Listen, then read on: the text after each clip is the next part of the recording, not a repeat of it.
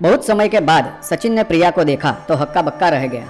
बिंदास रहने वाली लड़की अचानक से ऐसी हालत में देख के इसके मन में बहुत से सवाल आ रहे थे। उसका शरीर शिथिल हो चुका था, आंखों में डर और बोलने की ताकत भी नहीं रही थी।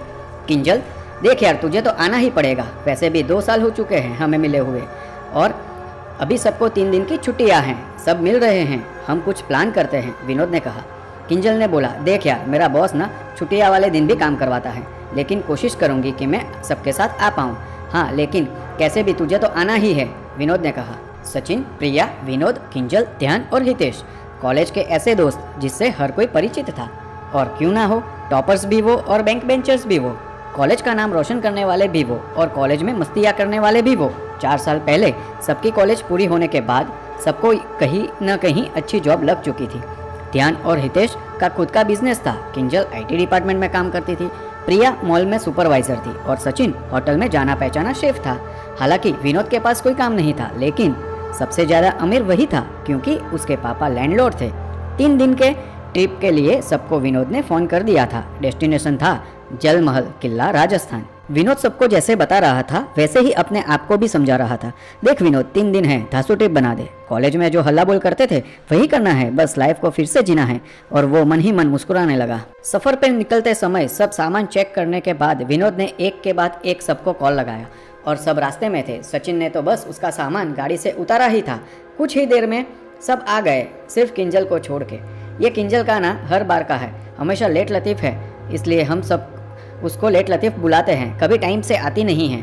और थोड़ी देर में ऑटो में से किंजल उतरी। लो जी, आ गए हमारे लेट लतीफ़, ध्यान ने कहा और सब एक साथ हंस दिए।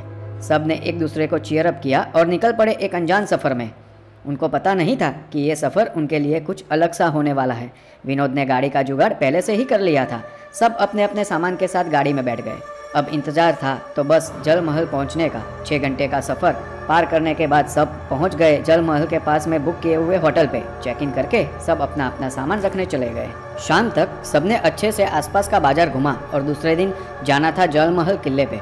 रात को खाना खाने के बाद होटल के बाहर के हिस्से में बैठ के पुरानी यादों को ताज़ा करने लगे। ड्रिंक्स और सिगारेट के मज़े लेते हुए अंताक्षरी और गेम खेलने लगे। सुना है किले पे कई बार भूत का एहसास हुआ है, हितेश ने कहा। हाँ यार, सुना तो मैंने भी है, लेकिन हमें क्या, हम तो दिन में जाने वाले हैं, सब होंगे वहाँ, तो डरने की कोई बात नहीं है, विनोद ने कहा। हाँ यार चलो, रात ज़्यादा हो गई है, सो जाते हैं। और सब ड्रिंक की वजह से लड़खड़ाते रूम तक पहुँच के सीधा बेड पे सो गए। विनोद ने सबको जल्दी उठा दिया और फ्रेश होके सब चल पड़े एक किले पे जो था लोगों के नज़र में डरावना। सुबह 8 बजे सब पहुंच गए किले पर और वहां देखा तो बहुत सारे लोग किले में विजिट के लिए जा रहे थे। दिन का समय था, कोई गाइड लेके आया था तो कोई किताबों में से इस किले का इतिहास जान के आया था। किसी को बुजुर्ग ने बताया था तो किसी को लोगों से पता चला था। किले पे हालांकि सुबह 7 बजे के बाद भीड़ लगनी शुरू हो जाती थी, लेकिन शाम को 6:30 को दरवाजे बंद करना चालू कर देते थे। प्रवासी लोगों की सुरक्षा के लिए ये नियम बनाया गया था। किले में जाते ही हितेश ने मजाक से कहा, देखना कोई चुड़ैल ना आ जाए। और अचानक से प्रिया ने बड़ी बड़ी आंखें करके हितेश को कहा, तू मेरा मजाक बना रहा है। आवाज़ थोड़ी डरावनी लग रही थी। सब अचानक से डर गए ऐसे प्रिया को देखकर और दूसरे ही पल प्रिया ने हंसते हुए कहा, क्यों डर गए ना। सबको पहले तो समझ नहीं आया कि प्रिया ने ऐसा किया क्यों, लेकिन बाद में सब प्रिया को देख के हंसने लगे। लेकिन हितेश बोला, क्या यार प्रिया, मेरी तो हालत खराब हो चुकी थी तुझे ऐसा देख के, मुझे लगा सच में तुझ में कोई आ गया है। सब हितेश के सामने देखकर हंसने लगे। हितेश को पसीना आ चुका था। सब किले के अंदर गए तो कुछ लोग गाइड लेके आए थे। गाइड किले के बारे में समझा रहा था और उसके पीछे सब चल रहे थे। बातें सुनाई दे रही थी तो सबने किले के बारे में जानने के लिए वो गाइड के पीछे ही चलना बेहतर समझा।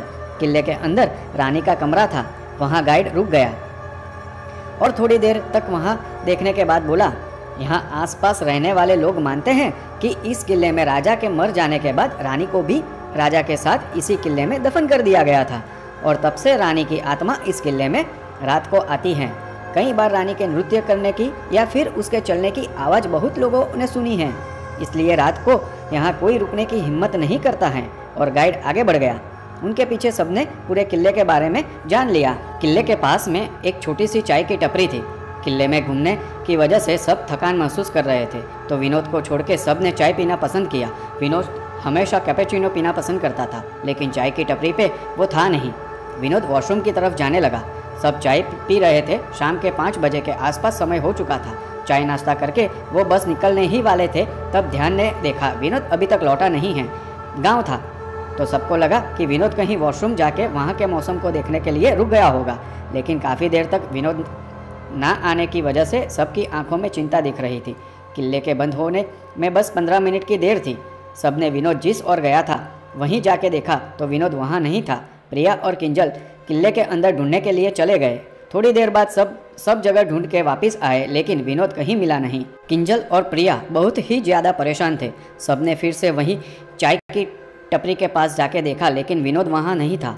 चाय की टपरी के मालिक प्रेम सिंह ने सबको परेशानी में देख के पूछा, क्या हुआ साहब? अरे हमारा दोस्त विनोद अभी यहाँ था, वॉशरूम करने गया था, अभी तक वापस नहीं लौटा। प्रेम सिंह ने कहा, साहब आपका दोस्त अब शायद ही वापस लौट पाएगा। सबने प्रेम सिंह के सामने बड़े आश्चर्य से देखा और ध्यान ने बोला, क्या भाई मजाक क्यों कर रहे हो, हमें डरा क्यों रहे हो? किंजल ने चिल्ला के बोला, यार मुझे तो लग रहा है विनोद को गायब करने में इसी का हाथ है। हितेश ने सबके बीच में फुसफुसाया। प्रेम सिंह लोगों के सामने देख के समझ गया था कि सबको लगता है कि वो विनोद को गायब करने में मिला हुआ है। उसने धीरे से कहा, यहाँ आओ।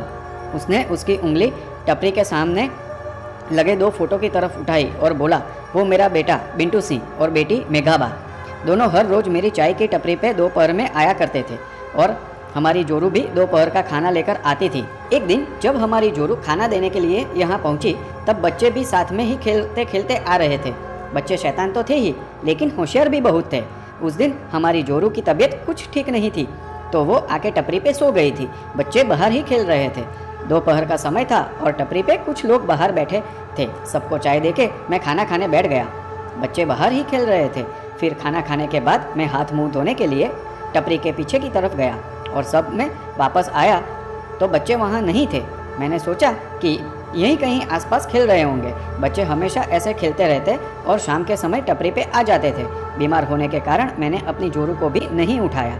2 घंटे बीत चुके थे लेकिन बच्चे कहीं आसपास दिखाई नहीं रहे थे। मैंने जोरू को उठाया और उसको बोला कि 2 घंटे से बच्चे यहाँ कहीं दिख नहीं रहे हैं तो देख के आओ। उसको भी लगा कि बच्चे यहीं कहीं होंगे। वो सब जगह ढूंढकर वापस आई, लेकिन बच्चे कहीं मिल नहीं रहे थे। उनके मुंह पे चिंता के भाव साफ दिख रहे थे और मुझे भी घबराहट सी हो रही थी। शाम तो वैसे भी हो चुकी थी, लेकिन मैंने टपरी को समेटा और बच्चों को ढूंढने लग गया।